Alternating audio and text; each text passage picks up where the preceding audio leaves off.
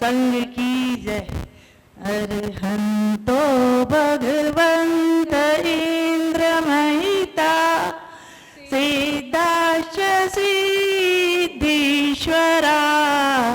आचार्या जिन शासनोन्नति करा पूज्या उपाध्याय का श्री सिद्धांत सुपाठक मुनिवरा रत्नत्रयाराधिका पंचते परमेष्टिन प्रतिदिनं कुर्वन्तु ते मंगलम कुर्वन्तु मे मंगलम कुर्वन्तु नो मंगलम। नमोस्तु।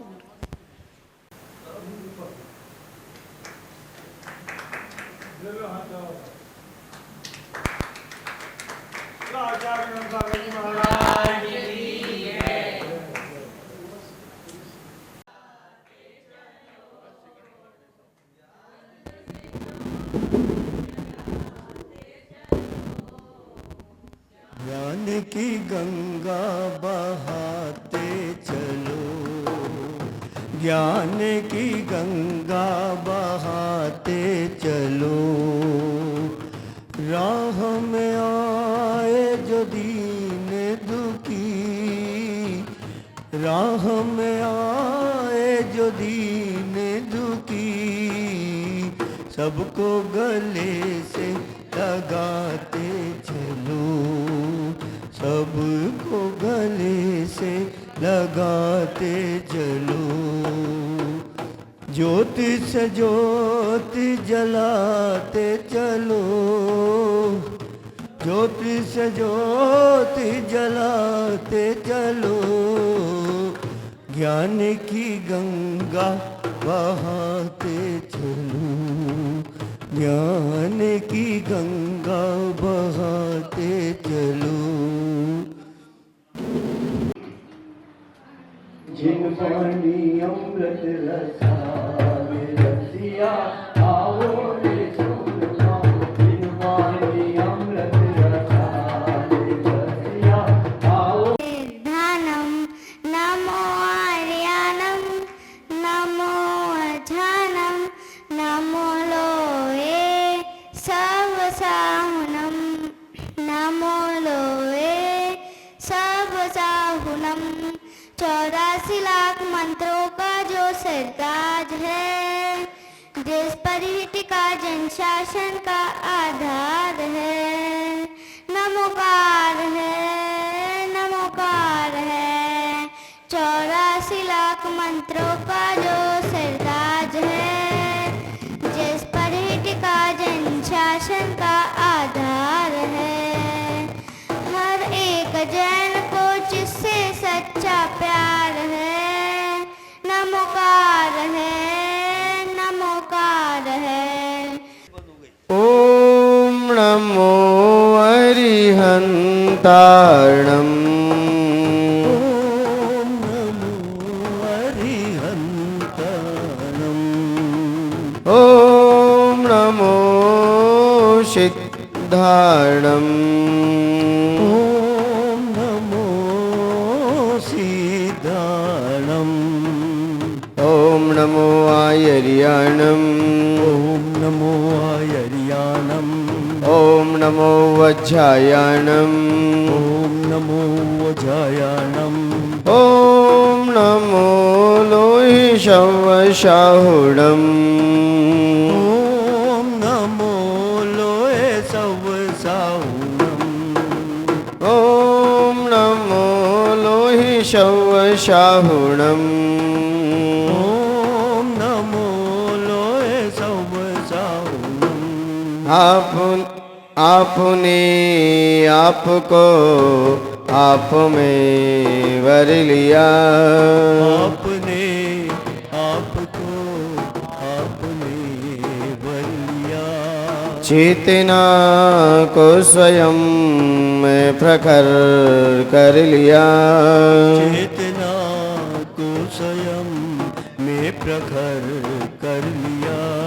वीतरागी प्रभु हे महावीर जिन, वीतरागी प्रभु हे महावीर जिन, आदिनाथ प्रभु तुम हो तारण तरण, आदिनाथ प्रभु तुम हो तारण तरण, आपके दई चरण में विनम्र नमन, आपके द्विचरण में विनम्र नमन, आपके दई चरण में विनम्र नमन, आपके द्विचरण में विनम्र नमन, निर्विकारी हुए वस्त्र अंबर किए, निर्विकारी हुए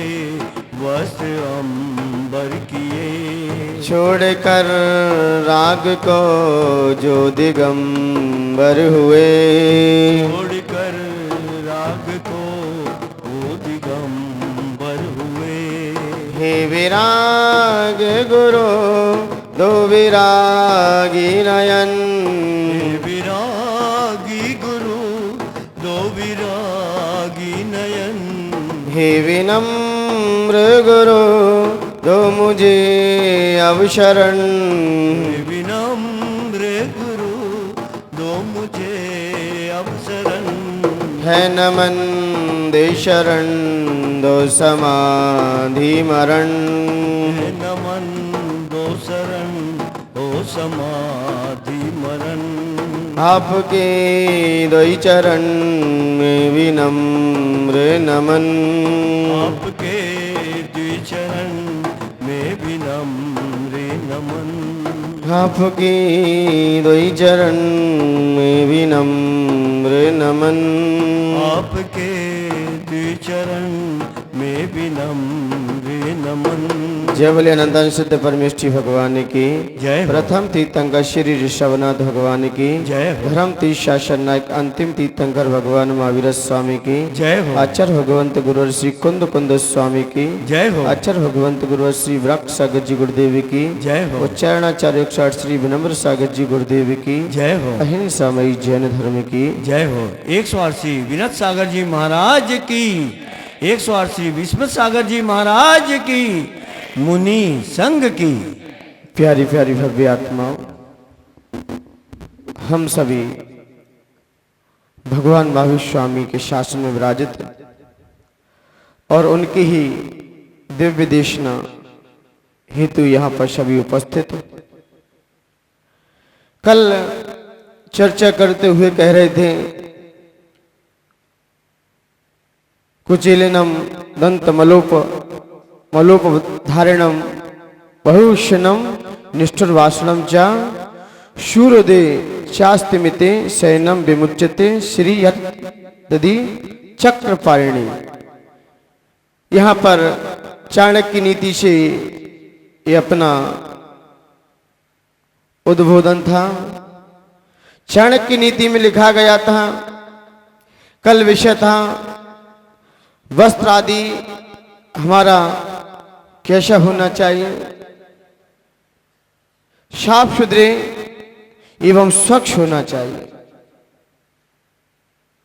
कभी कभी देखा जाता है,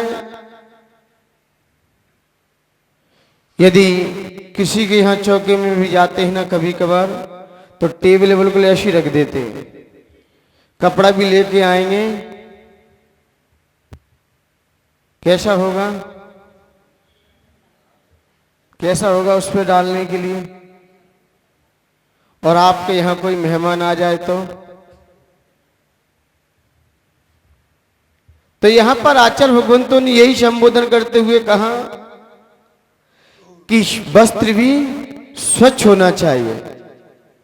यहां तक आचार्य भगवंतों ने कहा पीने का जैसा पानी होता है उससे भी अच्छा नहाने का पानी होना चाहिए। पीने से भी अच्छा नहाने का ही पानी होना चाहिए, क्योंकि यदि हम पी ऊपर अंदर से रहे पानी को, लेकिन स्वच्छ शरीर भी हम पासे पानी से नहीं, स्वच्छ पानी से नहाइए। स्वच्छ और साफ पानी होना चाहिए। खाना तो हम बासा खाते हैं, खाना तो हम अधिकांश ताजा चाहिए। अब ताजा खाते को नहीं खाते नहीं कह सकता मैं, लेकिन पानी ताता होना चाहिए, क्योंकि यहां पर शरीर की शुद्धि के बारे में भी कल संबोधन दिया। और दंत धोवन, शरीर आदि का मल भी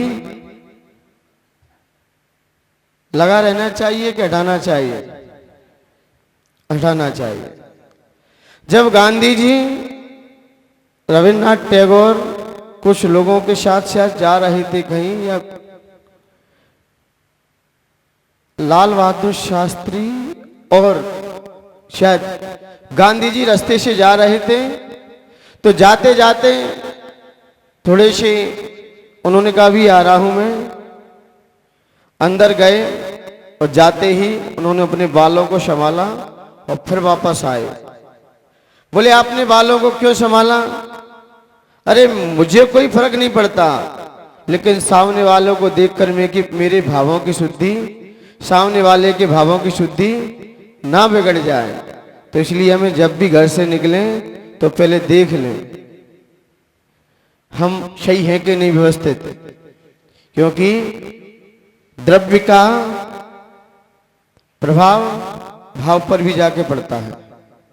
तो यहाँ पर शरीर भी साफ एवं स्वच्छ रहना चाहिए।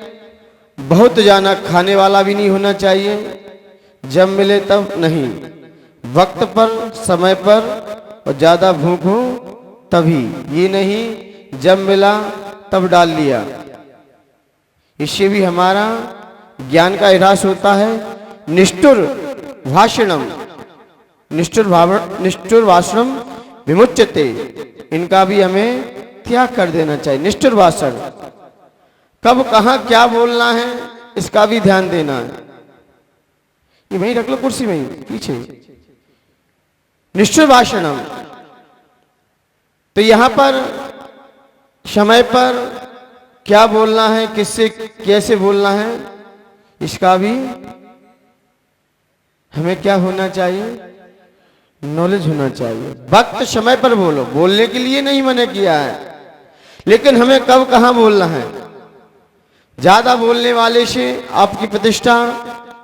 जब हंस अपनी उड़ान भरते हुए एक स्थान पर जब विश्राम करने के लिए आए, तो सारे हंस अपने एक तालाब के किनारे बैठे, और तालाब के किनारे जैसे ही बैठे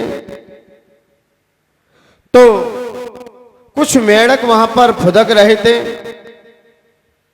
बोले आप लोग कहां से आए हो? और मानसरोवर के हंस और पूछ कौन रहे हैं? बोले आप कहां से आए हो? बोले मानसरोवर से आया हूं मैं। बोले वो कितना बड़ा है? अब मैं क्या बता दूं? बोले बहुत बड़ा है। तो मेंढक ने अपनी टांग पसा ली, इतनी बड़ा है क्या? जब कोई पूछो बच्चे से समुद्र कितना बड़ा है, तो बच्चे अपना क्या करेगा? हाथ फैला देगा बस। बोले इससे भी बड़ा है।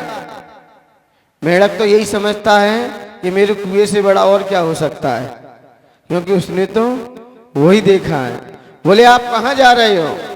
बोले मैं बहुत लंबी उड़ान भरता हुआ अपने गंतव्य स्थान पर पहुंचना है मुझे भी ले चलो। बोले नहीं, मैं आपको नहीं ले जाऊंगा। बोले ले चलो मुझे भी, मैं भी चलूंगा। बोले नहीं। लेकिन क्या करें, वो हट गए। तो बार बार निवेदन किया मुझे भी ले चलो, मुझे भी ले चलो। तो हंस ने एक ही बात कही, बोलना मत, टर मत करना बीच में। कोई लोग कहते ना वहां ले चलेंगे आपको, मैं मना नहीं कर रहा हूं, लेकिन मौन रहना है, बीच में नहीं बोलना है। क्योंकि नहीं तो क्या कर दो तुम बीच में। क्योंकि हंस लोग होते हैं, क्या विशेषता होती है हंस की? क्या होती है? वो हंस भी अम्बोनित, यानी कि जल से भी चीर को भी निकाल देगा, चीर को भी अलग कर लेगा। ज्ञानी पुरुषों की विशेषता होती है। वो क्षार में भी सार ढूंढ लेते हैं, वो दुख में भी सुख निकाल लेंगे। बस एक ही शर्त है, मैं आपसे मना नहीं कर रहा हूं, नहीं ले चलूंगा, लेकिन बात का ध्यान रखना है, बोलना नहीं है बीच में। बोलोगे तो मेरी जवाबदारी नहीं है, मेरी जवाबदारी नहीं है। बेचारा अंश ने कहां बैठा लिया? अपनी पीठ पे बैठा लिया। किस पे बैठा लिया? पीठ पे बैठा लिया। तो जब हंसों ने अपनी उड़ान भरी, तो उड़ान भरते ही बीच में ही एक मेढक बोल पड़ा, बोले बहुत ऊंचे आ गए हम तो, अब तो मैं खुद ही उड़ जाऊंगा, अब तो मैं खुद ही उड़ लूंगा। लेकिन जैसे ही उसने क्या लगाई, छलांग लगाई, वो जानता है कि हंस हंस ही होते हैं। आप जमीन पे तो भुदक सकते हो, लेकिन आसमान में उड़ने के लिए उसे आ गया थोड़ा सा, अब मैं आपके साथ नहीं रहूंगा, अब तो मैं खुद उड़ जाऊंगा। और जैसे ही उसने कहा, और वैसे ही वो धड़ाम से नीचे गिरा, नीचे गिरा, कहीं गाड़ियों के नीचे आ गया। हंस उतर के आया, थोड़ा सा अंदर से क्या होता है, कन्हा रहा था। हंस ने कहा, मैंने कहा मौन रहना, मौन रहते तो आज आप भी अपने स्थान पे पहुंच जाते। बोलने से आपने अपनी ही, इसलिए बड़े लोगों के साथ, हंस पुरुषों के साथ जितने मौन से रहा जाए, नहीं तो मेढक की तरह कब क्या पता। इसलिए कब कहां क्या बोलना, इसका भी हमें ध्यान रखना। कहते ना, बोलने से पहले वाणी को तौल लो, और नहीं तौला तो व्यक्ति फिर आपको तौल देगा अच्छे। अब किन भावों से तोलेगा ये तो वो ही जाने। इसलिए विज्ञ पुरुष होते हैं, ज्ञानी पुरुष होते हैं, समझ के बोलते हैं, संभल के बोलते हैं, इसलिए उनका ज्ञान का पता चल जाता है। दूसरा बात आती है, चास्ति सूर्योदय चास्ति मिते शयनम। शयन भी सूर्योदय के पहले उठना चाहिए कि बाद में उठना चाहिए, और सूर्यास्त के बाद सोना चाहिए। सूर्यास्त के बाद और सूर्योदय के पहले उठ जाना चाहिए। कब कब? जब सूर्य का अस्त हो चुका है तब विश्राम करो, और सूर्य का जब तक उदय चल रहा है तब तक जागना मत, कि जागोगे तब तक जाग जाना। इधर सूर्य का उदय हो रहा हो, इधर ब्रह्म मुहूर्त हो, सूर्य के उदय के पहले उठ जाओ, और सूर्य के अस्त होने के बाद सो जाओ। और लोग सूर्य उदय होता है तब तो सोते रहते हैं, क्योंकि आचार्य भगवंतों ने कहा है कि दिन में भी नहीं सोना चाहिए ज्ञानी पुरुषों को, जिससे क्या होता है, दर्शनावणी कर्म का बंध भी अधिक होता है। कोई लोग बोलते सोने से कई फायदे, बोले क्यों? बोले कई लोगों का सोना अच्छा है, कई लोगों का जगना भी अच्छा है। कुछ लोगों का धरती पे सोना भी अच्छा है, इन्हें जगाना मत भूल के भी। किन लोगों को? किन लोगों को? तो उपद्रव भी है, इनका सो जाए यही बढ़िया है। क्या? एक बच्चा दिन में सो रहा था, मैंने कहा जी मोबाइल चार्ज हो रहा है और रात में चलेगा जी। अभी ये मोबाइल रात में, अब कहां क्या अर्थ लगा ले। तो ऐसे कुछ लोगों का सोना भी अच्छा है, लेकिन ज्ञानी पुरुषों का जगना अच्छा है, क्योंकि ज्ञानी सो गया तो संसार को सोने में ज्यादा समय नहीं लगेगा। ज्ञानी लोगों का जगना अच्छा है, और कुंभकर्ण प्रवृत्ति लोगों का, ये जब जगेंगे तब, इनको मत जगाना भूल के, ये सोते रहें। ऐसे लोगों का सोना भी अच्छा है, लेकिन विज्ञ लोगों का जागृत रहना चाहिए। जो ज्ञानी पुरुष हैं, मैं समझ जाता हूं कि जो सूर्योदय के बाद उठते हैं वो कौन सी प्रवृत्ति के लोग हैं। क्या बोलते हैं, क्या बोलते हैं? और कुंभकर्ण कौन से वंशी का था? रावण का परिवार कौन सा वंश था? समझ रहे कि नहीं समझ रहे? जो सूर्योदय के बाद उठते उन्हें कौन सी प्रवृत्ति दी जाती है? और ब्रह्म मुहूर्त में उठते उन्हें क्या कहते हैं? ये कोई धरती के दिव्य पुरुष हैं, ये देवता हैं। जितना भी इतिहास उठाइए, किसी का भी हो, फिर चाहे युग पुरुष हो, चाहे महापुरुष हो, चाहे शलाका पुरुष हो, जितने भी, इनका पूरा जीवन चरित्र पढ़िए। जितने भी अपने युग पुरुष हुए हैं, सारे ब्रह्म मुहूर्त में उठ के अपने जीवन के लक्ष्य को भी प्राप्त किया है। सुबह उठते ही, सुबह उठने से सूर्योदय की पहली किरण यदि आपके शरीर पे पड़ती है, इसलिए तो कहते हैं सबसे पहले सूर्योदय हो, उसकी पहली किरण आपके शरीर पे पड़ती रहे, तो मुझे लगता है किसी प्रकार की बीमारियां भी नहीं हो सकती। सबसे पहली धूप आप अपने शरीर पे लीजिए, जिससे हमारा शरीर क्या हो जाए? प्रासव हो जाए। और सूर्य अस्त, जब तक सूर्य अस्त नहीं हुआ, कई लोग तो भोजन कर लिया, अब कहते दिन है कि रात है, बोले रात्रि के 8 बज रहे हैं, मैं तो 3 बजे का ही सो रहा हूं। भैया, बीमार कितना ही व्यक्ति हो, जब सूर्य का उदय होता है और सूर्य का अस्त होता है, उस समय बीमार व्यक्ति भी बैठ जाता है। रात्रि में कितना भी, शाम दोपहर में भले ही लेटा हो व्यक्ति, कहते हैं संध्या बेला, अब सूर्य अस्त हो रहा है, अब तो कम से कम बैठ जाओ। कहते नहीं कहते लोग व्यवहार में, कम से कम अब तो प्रभु का नाम जप लो, सूर्य अस्त होने वाला है। उस समय तो ना सोया जाए। उस समय कोई सोता है? सूर्य अस्त होता है। जब सूर्य अस्त हो रहा हो, बीमार व्यक्ति भी क्यों ना हो, वो भी जग जाएगा, थोड़ी देर बैठा रहेगा, और जैसे ही सूर्य अस्त होगा 48 मिनट 2 घड़ी बाद फिर उसे तकलीफ होगी तो लेट जाएगा। लेकिन बीमार व्यक्ति भी सूर्य अस्त होने से पहले सोता भी नहीं है, और सूर्योदय हो जाएगा वो भी जग जाएगा। इसलिए हम खुद बीमारियों को निमंत्रण देते हैं, हम खुद बीमारियों को अपने घर में बुलाते हैं। तो इसलिए कहा है कि सूर्य उदय और सूर्य अस्त, सूर्य उदय के बाद उठते हैं और सूर्य अस्त से पहले लोग सो जाते हैं। श्रीयदि चक्रपाणी, ऐसी चक्रपाणी, चक्रपाणी का मतलब क्या है? विष्णु, श्री लक्ष्मी, यानी कि ऐसे लोगों को लक्ष्मी भी छोड़ जाती है। आप लोग लक्ष्मी हो कि नहीं? और आपके स्वामी जी विष्णु है कि नहीं?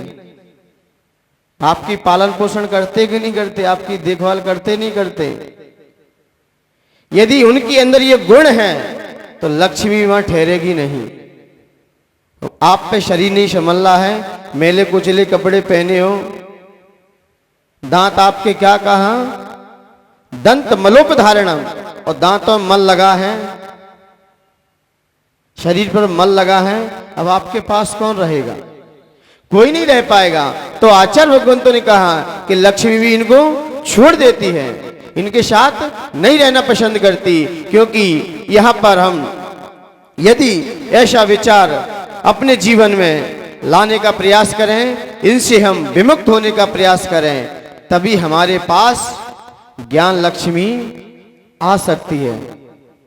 ज्ञान की हर जगह कीमत है, फिर किसी भी क्षेत्र में हो। आप अपना घर चलाते हो, अपना परिवार चलाते हो, आप पे न्याय नीति ज्ञान है, तो आप अपने घर को अच्छे से मेंटेन कर लोगे, अच्छे से संभाल लोगे। एक व्यक्ति भी समझदार घर में है, विवेकवान है घर में, मुझे लगता है उस घर को कोई तोड़ नहीं सकता, उस घर में कोई प्रवेश नहीं कर सकता। यदि समझदार व्यक्ति है उस घर में, तो समझदारी से काम लेता, अपने विवेक से काम लेता है, अपनी बुद्धिमानी से काम लेता है, संभला रहेगा घर,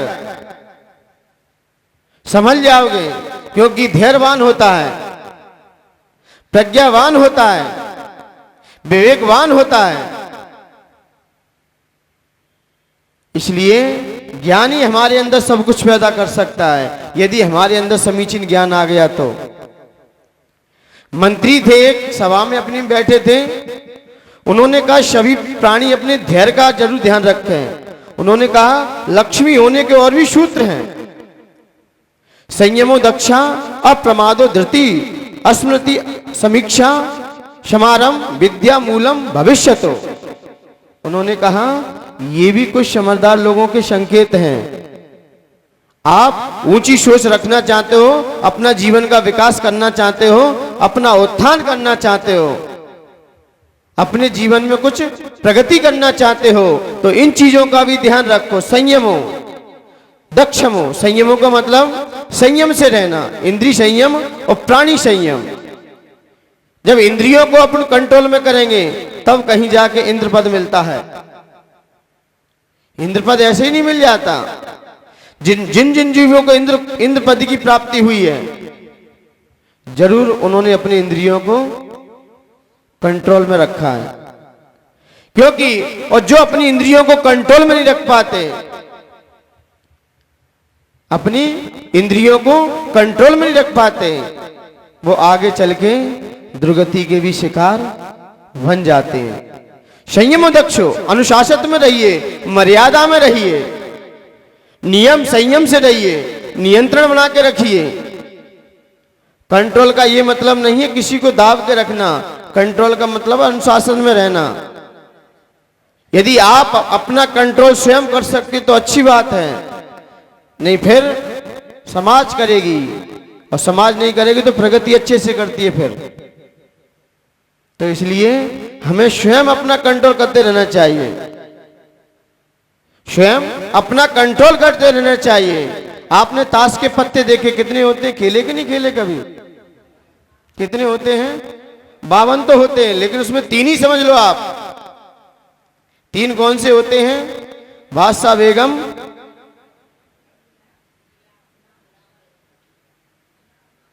जिसने बेगम को कंट्रोल कर लिया है, और बेगम के कंट्रोल करने के लिए उसे क्या कहा जाएगा? बादशाह। क्योंकि बेगम को कौन दबाता है, और बेगम को बस में नहीं किया तो जिंदगी भर गुलामियत सहनी करनी पड़ेगी। जिंदगी भर आपको दूसरों की गुलामियत सहन करनी पड़ेगी। बेगम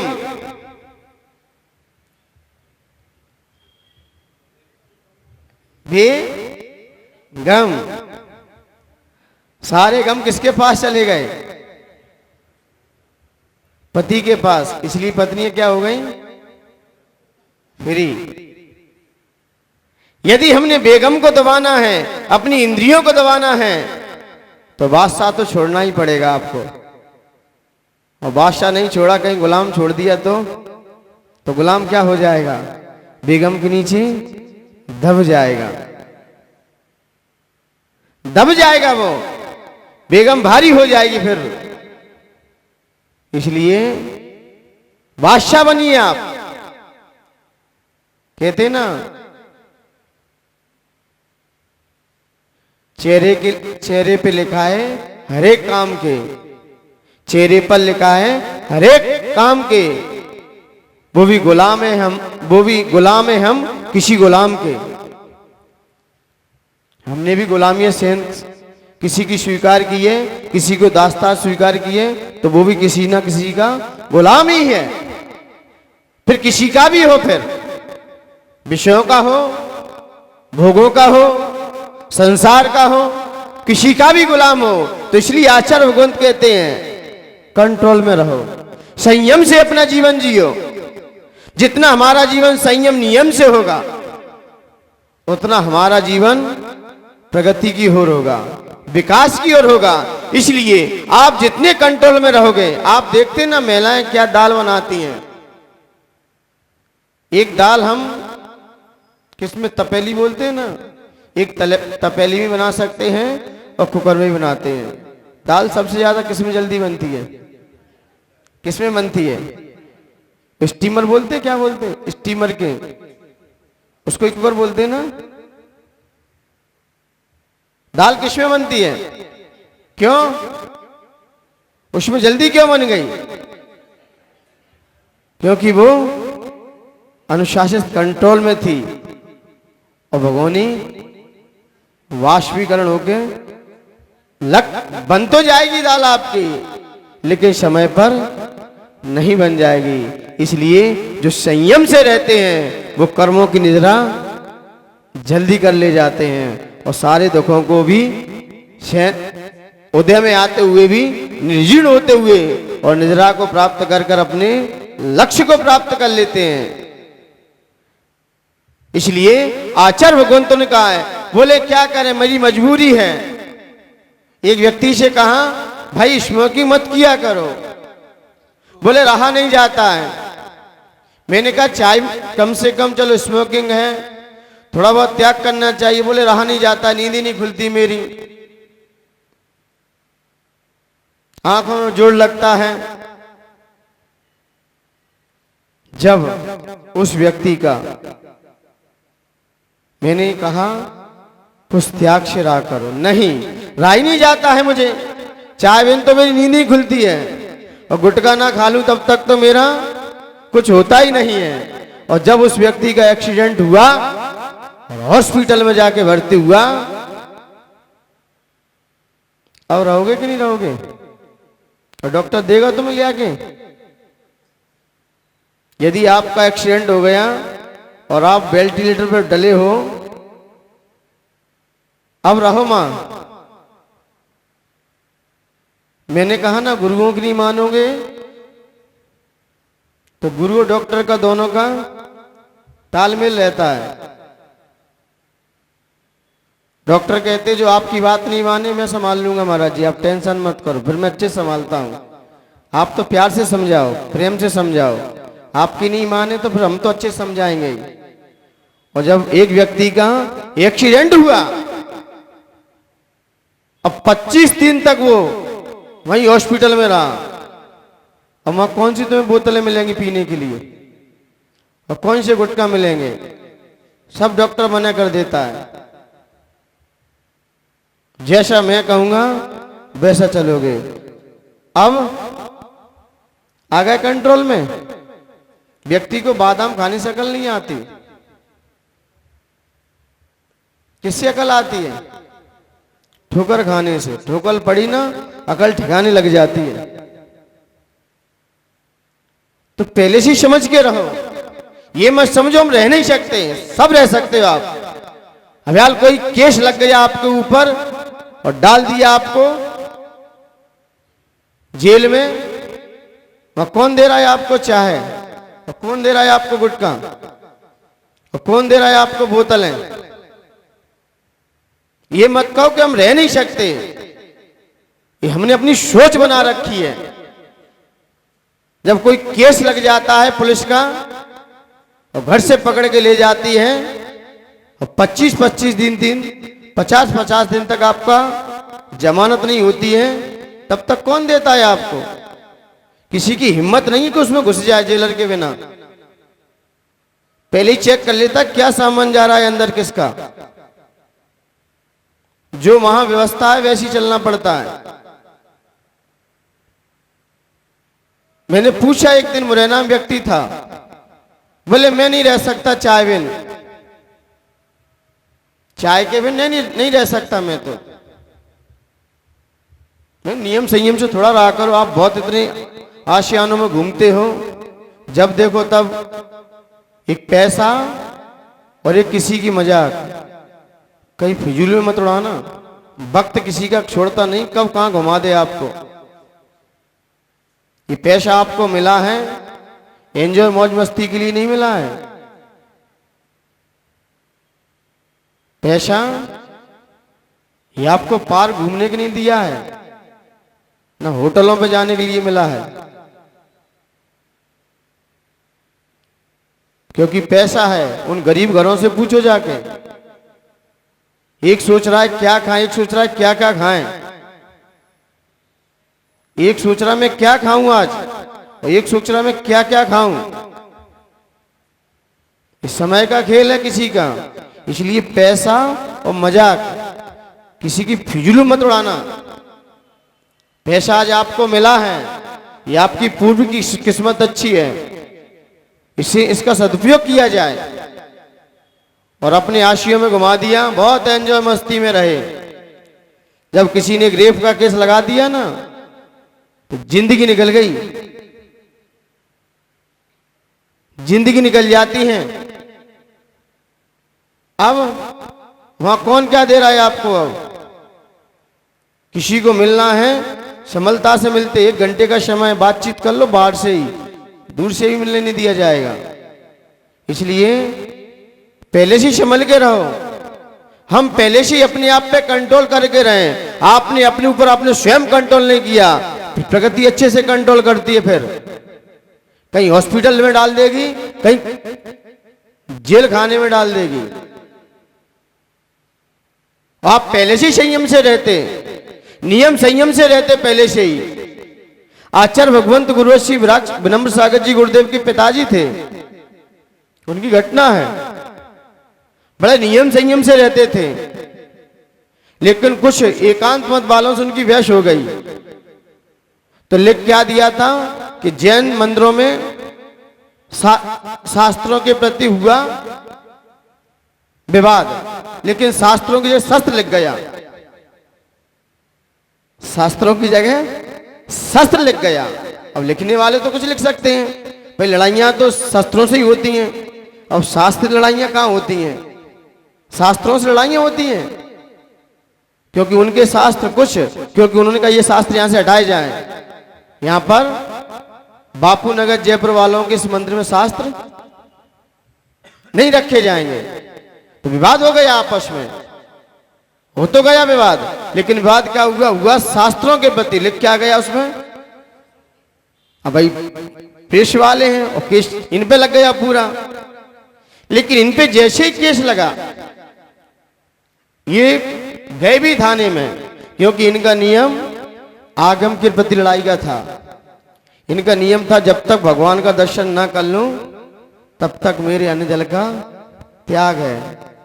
तो वो क्या करता जेलर?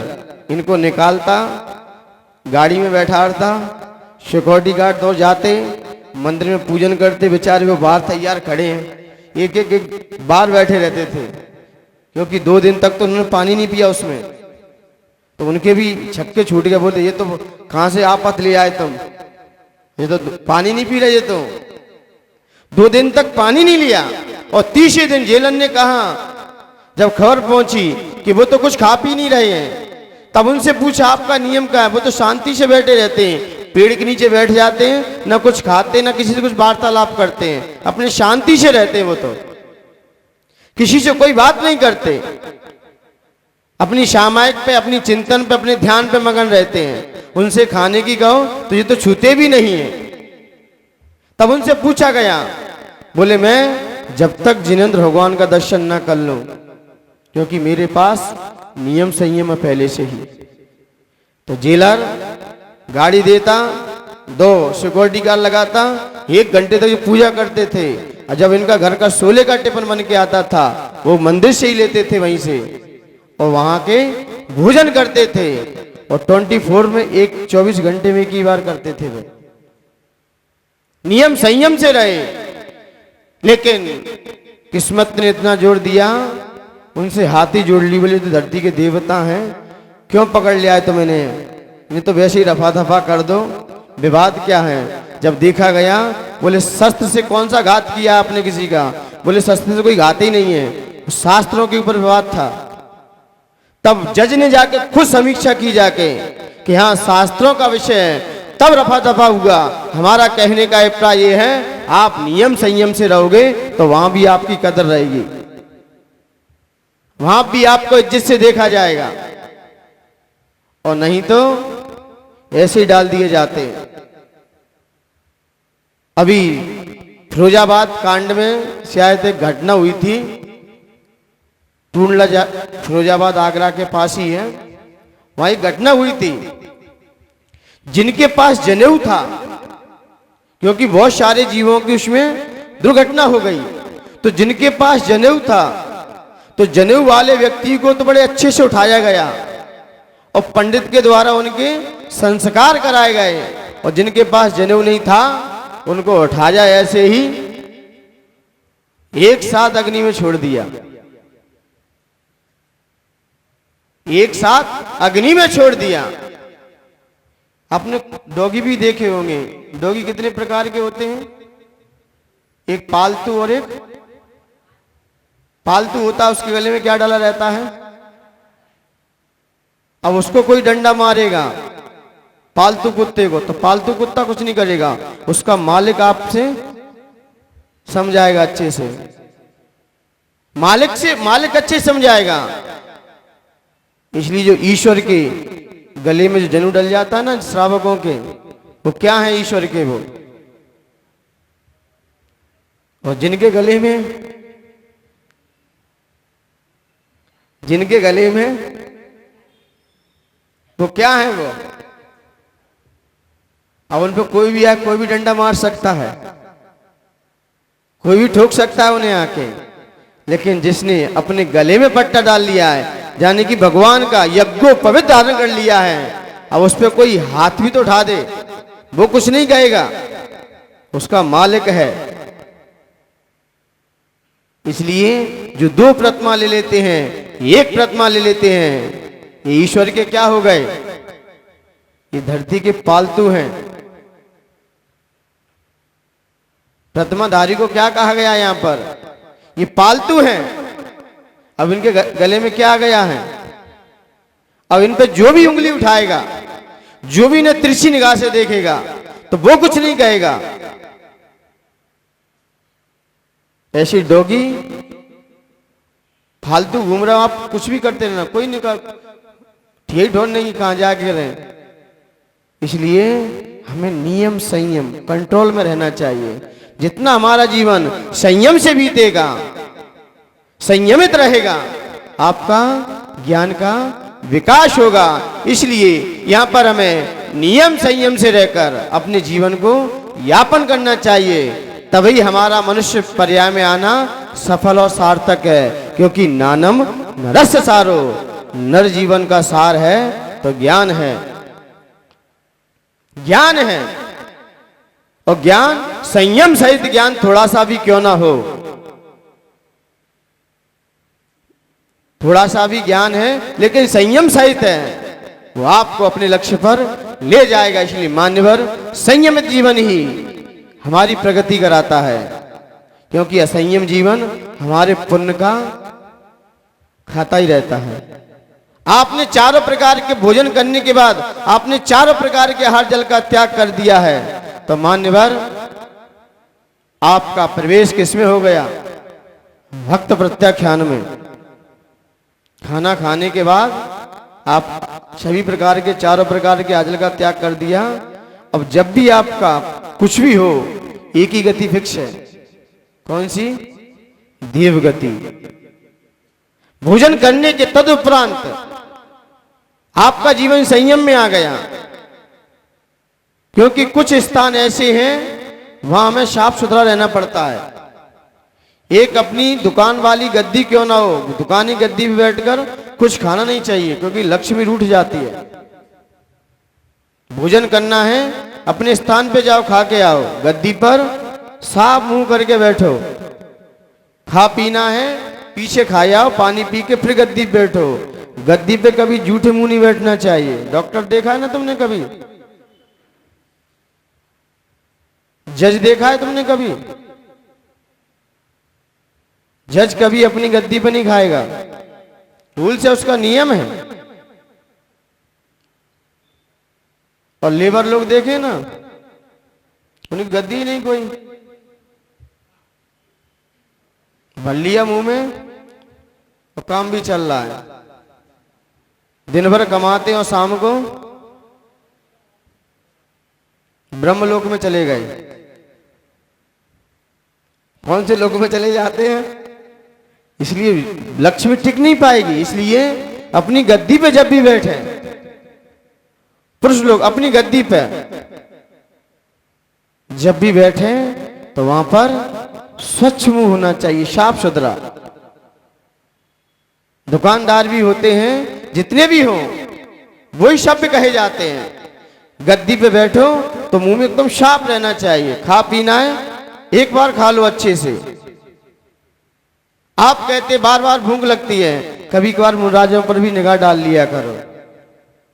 अन्य संप्रदाय में तो हम कह नहीं सकते, लेकिन जैन परंपरा में तो आपको उदाहरण भी मिल जाते हैं कि अपने दिगंबर संत भी तो हैं, हमारी तो इतनी उम्र है, वो तो मुझे सब में ही कम है, उम्र में भी कम है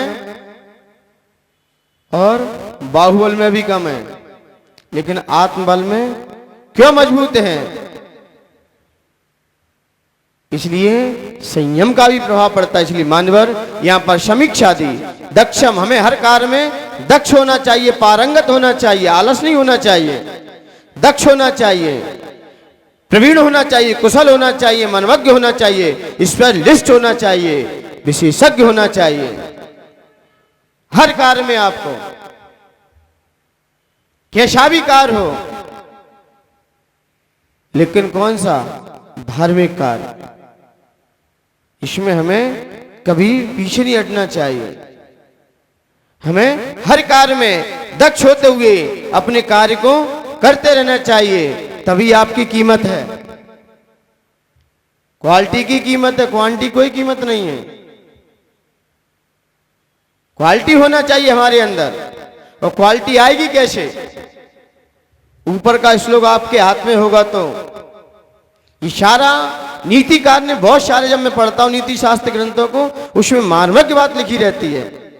हमारा जीवन कैसे जिया जाए, हम अपने जीवन में कैसे रहें, ये सारा विषय वहीं से मिलता है। समाज में जब भी चलना है, व्यक्ति तभी याद करता है कि ये कार्य उसको दे दिया जाए, कि वो इस कार्य में सक्षम है, दक्ष है। जब मैं यहां आया था तब मैंने कहा ठीक है, एक मीडिया प्रभावी होना चाहिए। तब अविनाश जी, कैलाश जी, कुछ लोगों ने कहा कि महाराज जी वहां भी है अपने रोहन भैया, अच्छे हैं काम में, दक्ष हैं, आपका मीडिया संभाल लेंगे।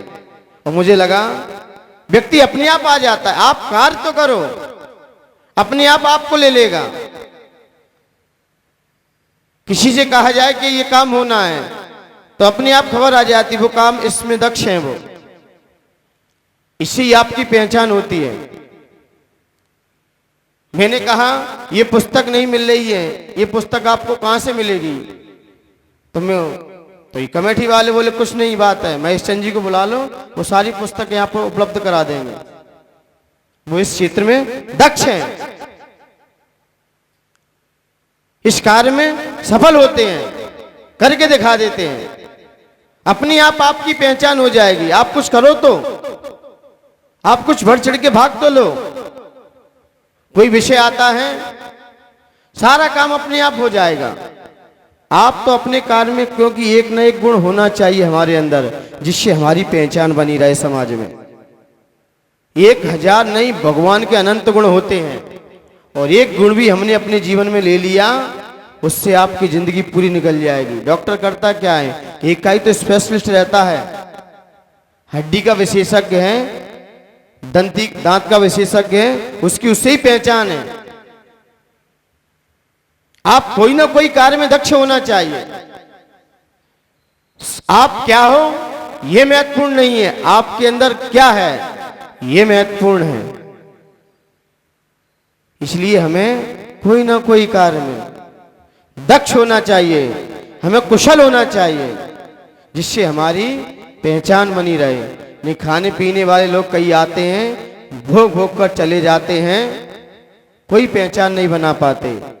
हमारी किसी न किसी में पहचान होना चाहिए, जिससे हमें व्यक्ति अपने आप पहचान ले। समर्थबद्ध स्वामी क्या थे? एक विशेषज्ञ थे कि नहीं थे? यहां पर कोई कार्य होना है, यहां पर कोई कार्य होना है, धार्मिक कार्य होना है, कोई विधि विधान होना है तो खंडवा वाले किसको बुलाएंगे? कौन से भैया आएंगे कार्यक्रम में?